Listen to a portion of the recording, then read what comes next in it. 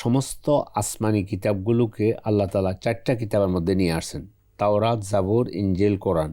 আবার এই কোরআন নাজিল শুরু হওয়ার পরে ওই 4টি গ্রন্থের মূল কথাগুলো যেগুলো আল্লাহর পক্ষ থেকে নাজিল হয়েছে সেগুলো কোরআনে কারিমে নিয়ে আসা হয়েছে। সুবহানাল্লাহ।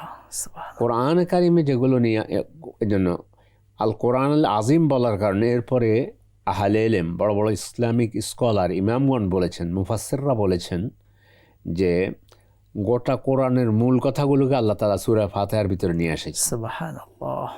এরপর আরো বলছেন যে সূরা ফাতিহার ভিতরের মূল কথাগুলো আল্লাহ তাআলা ইয়াকা না'বুদুর মধ্যে নিয়ে এসেছেন। সুবহানাল্লাহ, কি চমৎকার। কারণ রব্বুল আলামিন আমাদেরকে সৃষ্টি করেছেন তার ইবাদতের জন্য। ওমা খালাকতুল জিন্না ওয়াল ইনসা ইল্লা লিয়াবুদুন, আমি জিন ইনসানকে সৃষ্টি করেছি আমার ইবাদত করার জন্য। তো ইবাদতের কথা ইয়াকা না'বুদু, আমরা একমাত্র আপনারই ইবাদত করি, হয়ে গেল। আমি তোমাদেরকে পাঠিয়েছি আমার ইবাদতের জন্য, তোমরাও স্বীকৃতি দিলে আমরা একমাত্র আপনার ইবাদত করি। সেই ইবাদতের সকল কিছু কোরআন সুন্নাহর মধ্যে তো আছেই।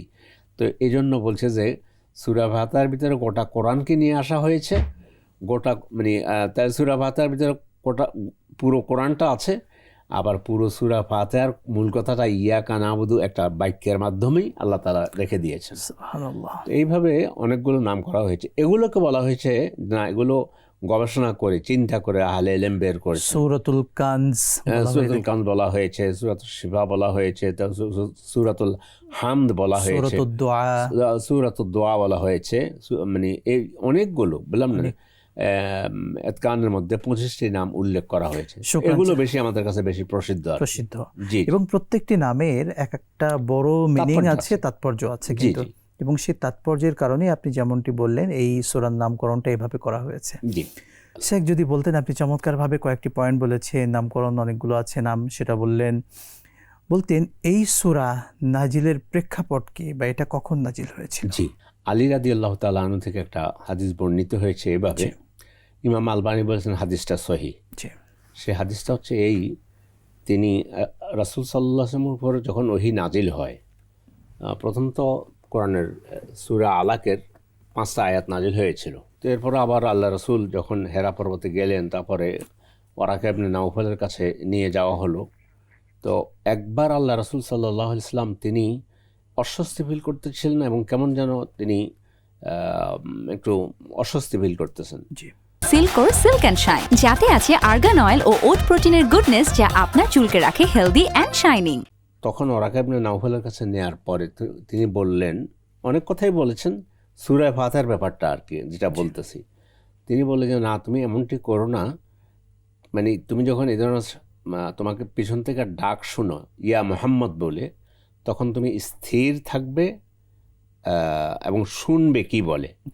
তখন এই ঘটনা ঘটলো। আল্লাহ রাসূল হেরা পর্বতে গেলেন, সেখানে তারপরে হঠাৎ করে পিছন থেকে আওয়াজ শুনলেন ইয়া মুহাম্মদ। তিনি যেহেতু ওয়ারাকা ইবনে নাওফল বলে দিয়েছেন, তিনি দাঁড়ালেন। দাঁড়ানোর পরে তখন তিনি লাব্বাইকা শব্দ বললেন, যেমনকি ডাক দিলেন। এখন তিনি একটু সাহস পেয়েছেন, লাব্বাইক, আমি উপস্থিত, ঠিক আছে, কে কি বলতে চান? তখন জিবরাইল আলাইহিস সালাতু ওয়াস সালাম সূরাতুল ফাতিহা পাঠ করেন। এটা হলো সূচনা। কোরআনে কারিমের প্রথম, কিন্তু এখানে অনেক মত আছে।